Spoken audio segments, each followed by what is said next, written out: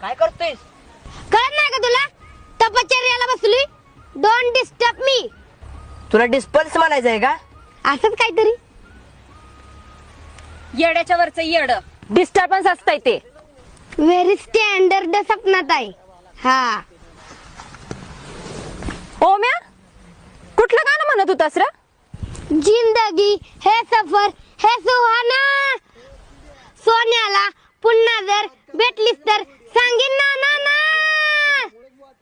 ओम्या, मारच खाशील बघ. हे बाजाली चेष्टा. मला खाली उतरवा की. पण वर कशाला चढलास?